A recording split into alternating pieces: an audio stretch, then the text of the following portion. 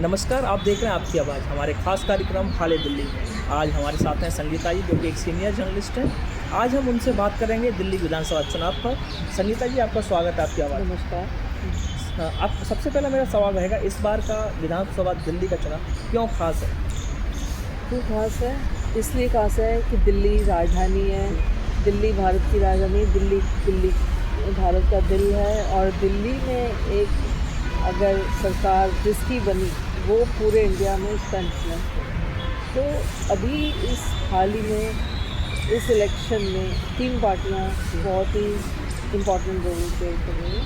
और मैंने भी सुना है कि बाकी पार्टियां और इंडिपेंडेंट कई कैंडिडेट भी बहुत अच्छा परफॉर्म करेंगे इस बार। बहुत सी पार्टियां इंडिपेंडेंट कैंडिडेट 8-10 अच्छी सीटें लेके जाएंगे। मैडम, आप एक सीनियर जर्नलिस्ट हैं। आपने बीजेपी की सरकार देखी पुरानी टीवी में, आपने शीला जी की सरकार देखी, आपने आम आदमी, आप तीनों सरकारों में सारी पार्टियों में सरकार चलाई।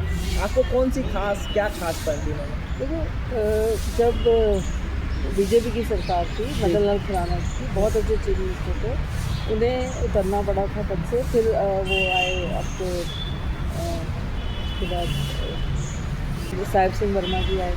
साहिब सिंह वर्मा ने भी बहुत, जैसे कहते हैं ना, बहुत ही अच्छा काम किया था। बीजेपी ने उस समय बहुत अच्छी सरकार चलाई, सब कुछ हुआ।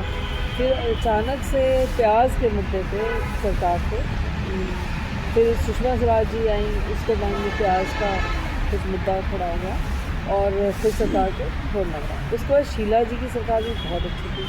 शीला जी की सरकार और चलो बीजेपी की भी सरकार उस समय शायद सेंटर में बीजेपी की सरकार थी शायद, या कांग्रेस की भी थी, बट तालमेल बहुत अच्छा था दोनों सरकारों के बीच में। और शीला दीक्षित की सरकार में भी बहुत अच्छा, क्योंकि कांग्रेस की सरकार सेंटर में भी थी और यहाँ भी थी, तो बहुत अच्छा तालमेल चला। और 15 साल उन्होंने बहुत 10 साल तो था ही, 15 साल का बहुत अच्छा कार्यकाल किया। और मैं तो ऑफिसर्स वगैरह से जो दिल्ली गवर्नमेंट में उनसे बातचीत होती है, कभी किसी को उन्होंने कुछ डांटा नहीं, किसी को कहा नहीं, किसी को एलिगेशन नहीं लगाए। सब ने अपना अपना परफॉर्म किया और बहुत अच्छा उन्होंने हैंडल किया। और जब गेम्स में उन्होंने बहुत अच्छा काम किया। बाद में चाहे केजरीवाल ने कुछ भी इल्ज़ाम लगाए हैं, पर शीला दीक्षित ने जितना अच्छा काम किया उस समय, तो उन्होंने जब एक महिलाओं के प्रति भी सुरक्षा के लिए भी CCTV कैमरे लगा, मतलब बता नहीं सकती, सब लोग बहुत खुश थे फिलहाल। पर आप आदमी पार्टी, जब आम आदमी पार्टी आई, तो उसमें लोगों की एक उम्मीद जाती कि कोई नई पार्टी आ रही है, कुछ नया करके दिखाएगी, कुछ बिल्कुल करप्शन के विरोध। तो बहुत सी केजरीवाल पे लोगों ने बड़ा भरोसा दिखाया। फिर केजरीवाल की सरकार आई। खैर, केजरीवाल का ये है कि झूठ सच जो भी बोलना है उन्हें अच्छे से आता है। वो जो पॉलिटिशियन है, मज़े हुए। और उन्होंने तो ग्राउंड में खूब काम किया पहले, और ना नेता बनने की कसम खा के भी वो नेतागिरी में उतरे। एक्चुअली वो सोशल वर्क के लिए उतरे थे ये, और फिर उन्होंने, उनका एस्पिरेशन बड़े हाई थे, उन्होंने अपना बन गए। खैर, पर जो उन्होंने अपनी पार्टी के ही लोगों को निकाला आते ही, सबसे पहला काम यही किया कि जो उनके विरोध में आता है, मतलब ही इज़ रियल डिक्टेटर कह लो, या अपनी ही चलानी है, वन मैन पार्टी है। तो उनकी लीडरशिप में कोई ऐसा नहीं है कि भाई जैसे ये बीजेपी है, कैडर बेस्ड है, इसके बाद ये बनेगा, इसके बाद ये बनेगा, इसके बाद सीनियरिटी, कुछ नहीं। जिसको हटा दिया, जिसको रख लिया, जिसको राज्यसभा भेज दिया। All depends on him only. तो उससे क्या हुआ कि अंदरूनी कई लोगों ने बहुत सारा था तो करप्शन का, हालांकि लोग नहीं मानते हैं कि करप्शन हुई, क्योंकि इतना लोगों ने मुँह भर दिया, उन्हें फ्री दे दी, बस फ्री कर दी, पानी फ्री कर दिया।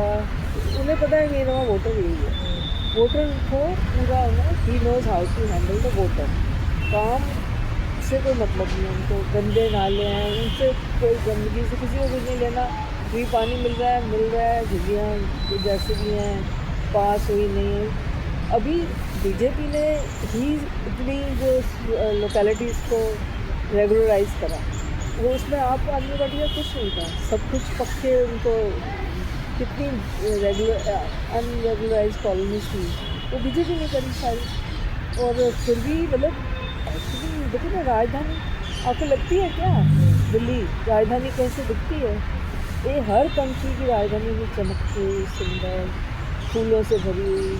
यहाँ तो बस इतनी गंदगी कि पूछो मत। स्लम्स बढ़ते जा रहे हैं, स्लम्स बढ़ाने का क्या मतलब है?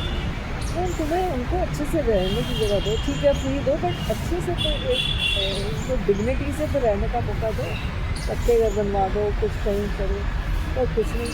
खैर अभी आप फिर से पार्टी दोबारा जितने फ्रॉड वगैरह सब जो हुए वो आम आदमी पार्टी में, इसलिए हमें बुरा लग रहा है कि उन्होंने वादा करके आए थे, जो उनका अपना एजेंडा था उससे भटक गए, और अभी लोगों को ये नहीं दिख रहा क्योंकि घर से फ्री मिल रहा है। तो अभी का आप, मुझे नहीं लगता कि इस समय दोबारा आम आदमी पार्टी को आना चाहिए। मैडम इस चुनाव में एक चीज़ और ज़रूर दिखती है जी, जैसे इस बार जनता ये करी कि शीला जी की सरकार अच्छी थी, हाँ बीजेपी की सरकार अच्छी थी खुराना जी की, इस केजरीवाल की सरकार बेकार है। पर उन्हीं सब को देख के शीला जी की सरकार बेकार थी इसलिए केजरीवाल आए, खुराना जी की सरकार थी इसलिए शीला जी आई। तो ऐसा क्यों है कि फिर ये ना उस टाइम का बेकार था आज अच्छा, ऐसा क्या है? ऐसा कुछ नहीं है, ये तो 10 साल बाद होता ही है। हर सरकार, हर उसकी बुराइयाँ तभी दिखती हैं जब वो आएगा, जब वो बाहर रहेंगे तो उनको क्या दिखेगा। तो अभी बहुत सालों से बीजेपी आई नहीं है, बीजेपी को समझ आ चुका है कि इस राजधानी को अब हमें चमकाना है।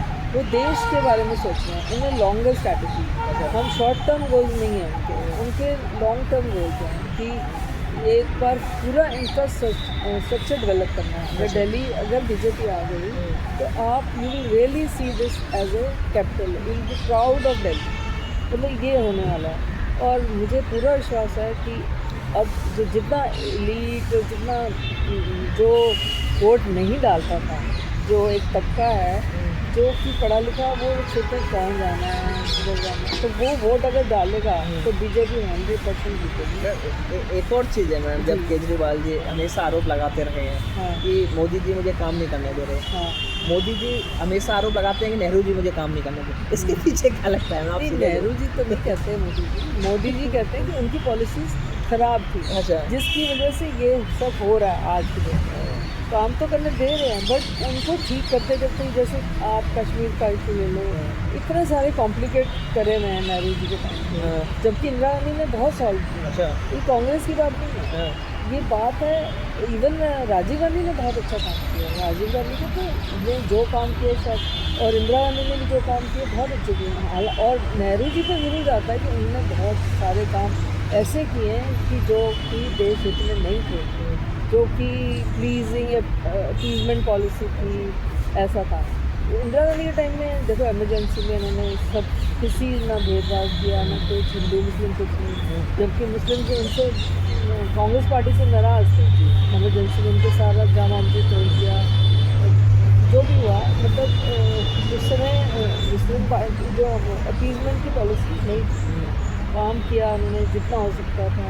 इंदिरा गांधी की सरकार भी ठीक थी, सब सरकारें तो ठीक है, पर जो हमें उम्मीद थी आम आदमी पार्टी से कि भाई थोड़ी डिफरेंट होगी, उससे डिफरेंस कुछ नहीं है। सब करप्शन और शराब नीति लाने का क्या मतलब है? जी, तुम एक बोतल के साथ दूसरी बोतल फ्री, मतलब बांट रहे हो शराब जी, ऐसी किसी गवर्नमेंट में होता है?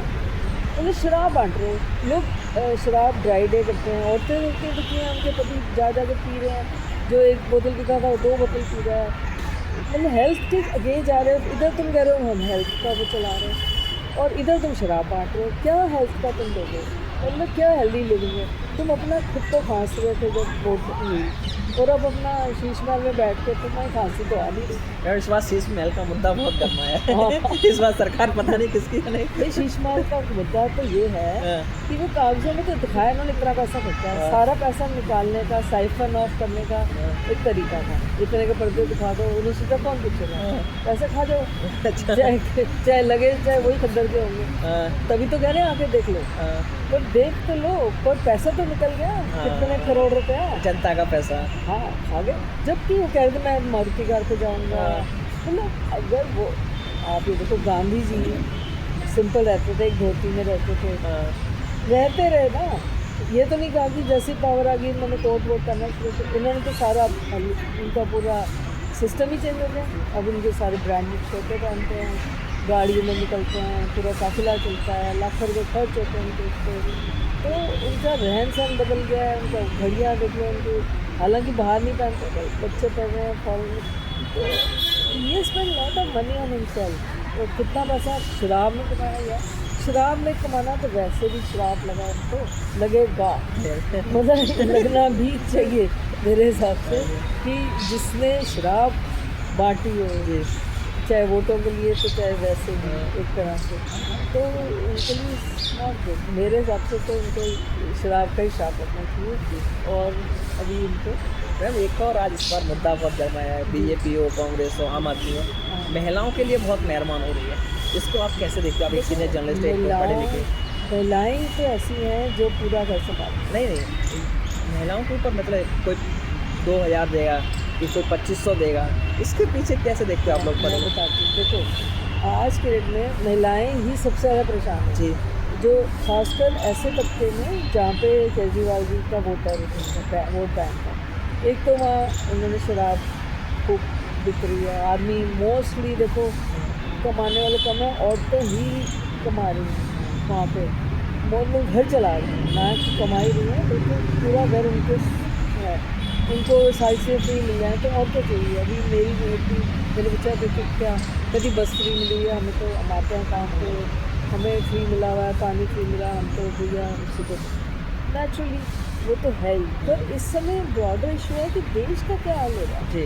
अगर ये चीज़ें यही प्रलोभन दे दे कि नाला साथ में बह रहा है पर फ्री बस में जा रही हैं, तो ये देश है क्या? मतलब कोई फॉरेन बाहर से आता है हमारा कंट्री में, अभी भी कितना भी कैंपेन चला लिया, झाड़ू फैन का, तो गंदगी उतनी देती ना, झाड़ू कहीं फेरा है तो सिर्फ पैसों पे सिर्फ मतलब गवर्नमेंट की ट्रेजरी पे फेरा गया और तो कहीं नहीं फेरा, बाकी झाड़ू तो पड़ा ही रहा, जैसे खड़ा कर देते हैं, उल्टा खड़ा कर देते हैं, अब शगुन हो जाता है, तो वही हो रहा है, जब शगुन ही हो रहा है।